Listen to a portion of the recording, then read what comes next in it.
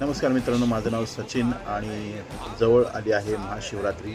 15 फेब्रुवारीला महाशिवरात्री आहे.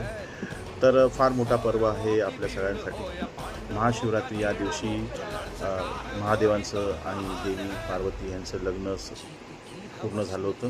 याच दिवशी त्यांनी शिवतांडव केला होता आणि याच दिवशी त्यांनी विषप्राशन केलं होतं महादेवांनी. तर फार इम्पॉर्टंट दिवस आहे बघा. महाशिवरात्री असते फाल्गुन मासात. 14वी रात्र असते ही कृष्ण पक्षाची. फार इम्पॉर्टंट दिवस आहे. त्याच्यामध्ये मून एनर्जी कमी असते आणि पृथ्वीची एनर्जी असते ती राईजला असते. कारण सूर्य हे कुंभ राशीत असतो आणि उत्तरायण चालू आहे, त्याच्यामुळे सनची एनर्जी पण जास्त आहे. त्याच्याने होतं काय तर ग्रॅव्हिटेशनल पुल, पृथ्वीचं ग्रॅव्हिटेशनल पुल,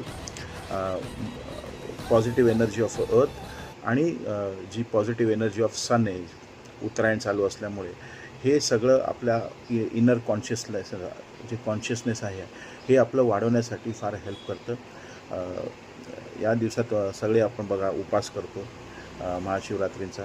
आणि लक्षात घ्या, महादेव हे फार भोलेनाथ आहेत. फार लवकर मानतात. तुम्ही त्यांची आराधना कराल, मनापासून काही मागाल तर ते असं म्हणतात की इतर देवांपेक्षा लवकर मानतात, म्हणून त्यांना भोलेनाथ बोललं जातं. तर आपलं कॉन्शियसनेस वाढायचं असेल, कारण सगळं बघा कॉन्शियसनेसबद्दलच आहे.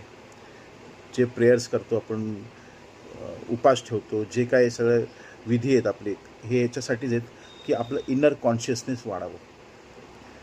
तर ह्याच्यासाठीच तुम्ही पण उपास करा, महादेवांची पूजा अर्चना करा. महाशिवरात्रीच्या दिवशी लवकर मंदिरात जावा, चांगली पूजा अर्चना करा आणि महादेव भोलेनाथांचा चांगला गोड आशीर्वाद घ्या.